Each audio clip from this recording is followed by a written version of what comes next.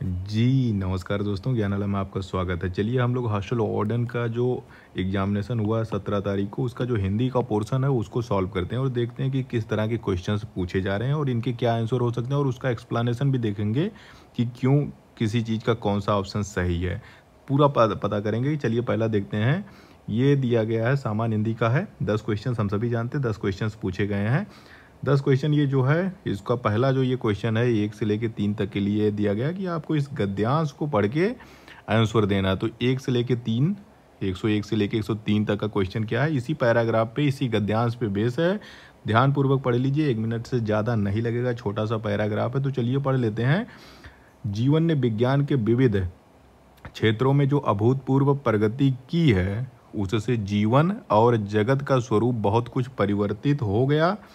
मनुष्य की मूलभूत आवश्यकताओं, भोजन, वस्त्र और आवास से लेकर उसके औद्योगिक और प्रौद्योगिक विकास के विभिन्न क्षेत्रों में विज्ञान के बढ़ते चरण का चमत्कार सर्वत्र दिखाई पड़ रहा है। विज्ञान के द्वारा प्रदत्त रेलगाड़ी, हवाई जहाज और रॉकेट ने मनुष्य की गति को अधिक तीव्र कर दिया है। इन साधनों के माध्यम से मनुष्य न केवल जल, थल व आकाश में विचरण कर रहा है, वरन धरती की गुरुत्वाकर्षण शक्ति की परिधि को लांघकर चंद्रलोक पर भी पैर रख चुका है। चलिए, ये अपने चंद्रयान 3 से क्वेश्चन पूछ लिया गया है। चलिए ठीक है, हम लोग देखते हैं। क्वेश्चन नंबर 101 कह रहा है कि व्यक्ति की मूलभूत आवश्यकताएं क्या हैं। पहले ही लाइन में लिखा हुआ भाई, मूलभूत आवश्यकताएं क्या हैं। मनुष्य की मूलभूत आवश्यकताएं भोजन, वस्त्र और आवास। भोजन, वस्त्र और आवास। भोजन, वस्त्र, शिक्षा तो इसमें दिया ही नहीं है। भोजन, वस्त्र और आवास। तो राइट आंसर आपका तीसरा है। और फिर कह रहा है कि मनुष्य चंद्रलोक पर पैर किसके कारण रख चुका है। मनुष्य जो है चंद्रलोक, चंद्रयान से तो गया था भाई, किस लिए। मनुष्य जो है गुरुत्वाकर्षण की शक्ति को लांघ कर चंद्रलोक पर भी पैर रख चुका है। तो क्या था वो, चंद्रयान 3 था। चलिए देखते हैं। विज्ञान द्वारा प्रदत्त साधनों द्वारा, रॉकेट की गति से, चंद्रयान की गति से, या आर्थिक प्रगति थे। सब कुछ विज्ञान की प्रदत्त साधन थे भाई, साइंस का ही तो सब सारा आविष्कार है।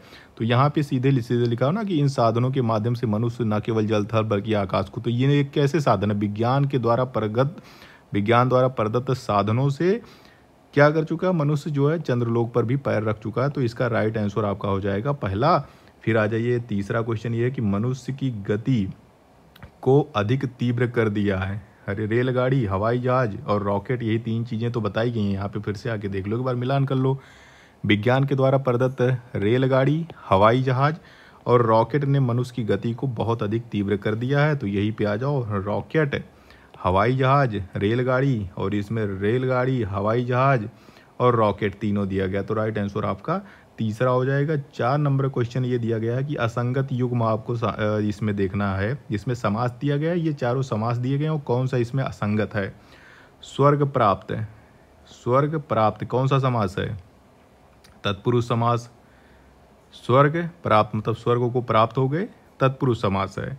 मझधार द्वंद्व समास है। आमरण अव्ययी भाव समास है। काला पानी कर्मधारय समास है। इसमें कौन सा सही है, कौन सा असंगत है, हमें यही देखना है।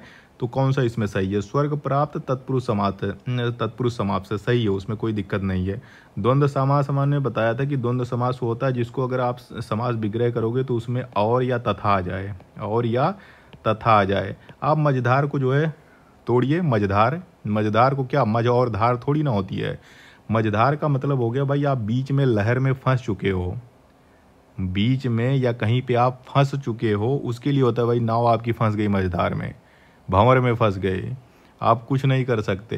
तो इसके लिए होता है। इसमें तीसरा अर्थ निकल रहा है, इसमें मझधार से कोई मतलब नहीं। वो ये एकदम हो गया क्या, तीसरा अर्थ निकले तो ये बहुब्रीहि समास है, द्वंद्व समास नहीं। ये द्वंद्व समास तब होता है जब उसको तोड़ने पे और या तथा मिल जाता। तो मझधार जो है वो बहुब्रीहि समास है, ना कि द्वंद्व समास है। तो हमें असंगत ही बताना। तो राइट आंसर इसके हिसाब से यही है। आमरण जो है अव्ययी भाव समास है। जी हाँ, एकदम राइट है। अव्ययी भाव समास में जहाँ पे भी आपको शक्ति का प्रदर्शन दिख जाए, यथा संभव, यथा साध्य, तो जहाँ पे यथा लग जाए, ठीक है, आमरण लग गया, मतलब आमरण मतलब मरने तक, यहाँ पे भी शक्ति आ रही है, मरने तक है। तो इस तरह से जो भी चीज़ें आती हैं वो अव्ययी भाव समास में ही आती हैं। काला पानी, जहाँ पे हमने बताया था ना, कर्मधारय समास वो होते हैं जहाँ पे विशेष और विशेषण एक साथ आए। यहाँ पे काला पानी का मतलब ऐसा हो रहा है, ऐसा पानी जो काला है, पानी ऐसा जो काला है। तो काला जो है पानी की विशेषता बता रहा है, विशेषण और विशेष ये एक साथ आए हैं तो ये कर्मधारय समास है। तो इसमें एक ही चीज़ गलत है, ये है मझधार, जो द्वंद्व समास नहीं है, जबकि ये बहुव्रीहि समास है। अगले पे आते हैं, ये 5वां नंबर देख लीजिए कि इसमें व्यंजन संधि वाला शब्द नहीं है। नहीं को घेरिए पहले, ठीक है। व्यंजन संधि किसमें नहीं है, तो व्यंजन नहीं हो तो या तो स्वर हो या फिर कौन सा होना चाहिए, विसर्ग संधि हो, व्यंजन ना हो। बगीस, दिग्गज, अजंत और मंसताप, तो इसको आप संधि विच्छेद करिए। बगीस का संधि विच्छेद जब आप करोगे तो इसका हो जाएगा वाक, आधा का, वाक धन ईस, वाक धन ईस बराबर वकीस, वागीस। वागीस का क्या मतलब होता है, वागीस, वागीस का मतलब होता है कवि या जो बहुत ज़्यादा अच्छा वक्ता हो उसके लिए यूज होता है वागीस। तो वागीस का संधि विच्छेद होता है वाक, ये का के नीचे हलंत लगा हुआ, आधा का है, आधा का है मतलब ना तो इसमें किसी का कोई मात्रा नहीं लगा हुआ, कोई स्वर नहीं लगा हुआ, तो स्वर नहीं लगा हुआ तो क्या हो गया भाई, व्यंजन ही संधि तो हुई, व्यंजन संधि हुई, तो ये व्यंजन संधि है। दिग्गज का आप संधि विच्छेद करोगे तो दिक्गज हो जाएगा, इसमें भी आधा का, दिक धन गज, दिग्गज, आधा का मतलब व्यंजन है, आधा का है मतलब का के बाद कोई मात्रा नहीं लगी हुई है, व्यंजन है का, आधा का, तो ये भी व्यंजन संधि है। अजंत, अजंत का मतलब क्या होता है, अजंत का मतलब होता है ऐसा शब्द जिसके पीछे स्वर लगा हो, अजंता नहीं अजंत। अजंत का मतलब क्या होता है कि ऐसा शब्द जिसके पीछे स्वर लगा होता है। इसका मतलब होता है अच, अच, इसमें भी आधा चा लगता है, अच धन अंत, अच धन अंत, तो आधा चा लगा हुआ मतलब ये भी व्यंजन संधि है। ये अब जो इसका संधि विच्छेद करोगे मन से ताप का, यानी मन का दुख या मन का जो ताप है, मन का जो दुख है, इसका मतलब होता है मन से ताप। इसका संधि विच्छेद हो जाएगा मनाह, मनाह धन ताप, मन का ताप। ये विसर्ग संधि है, आहा की मात्रा आ गई, मनाह, मनाह, आहा की मात्रा, मनहा धन ताप बराबर मनस्ताप, और जहाँ भी आहा की मात्रा आ गई वो समझ जाइए कि ये विसर्ग है, ये दोनों व्यंजन विसर्ग कहलाते हैं, ये विसर्ग संधि है, विसर्ग संधि। यही हमें बताना कि कौन सा इसमें व्यंजन संधि नहीं है। तो मनस्ताप जो है, मनाह धन ताप, विसर्ग संधि है, ना कि ये व्यंजन संधि है। तो राइट आंसर आपका ये हो जाएगा। जहाँ पे भी मन दिख जाए ना, मन दिख जाए, दुख दिख जाए, वो समझ जाइए वहाँ पे विसर्ग आता ही आता है। तो उसको अगर जब तोड़ोगे ना तो थोड़ा सा सावधानी से करो, आपको मिल जाता, समझ में आ जाता है कि इसमें क्या होगा।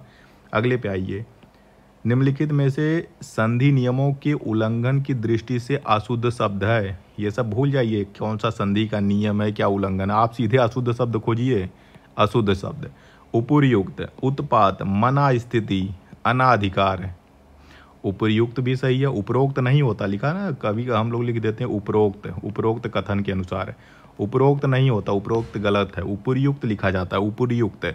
इसी प्रकार यहाँ पे जो उत्पात है, उत्पात एकदम सही है, उपर्युक्त भी सही है। मना स्थिति कहे ना, देखो मना, इसमें विसर्ग संधि लगी हुई है, संधि के नियम देखो तो मना लगा हुआ सही है, कोई दिक्कत नहीं है। मना स्थिति, मन की स्थिति। अनाधिकार नहीं होता है, अनाधिकार होता है,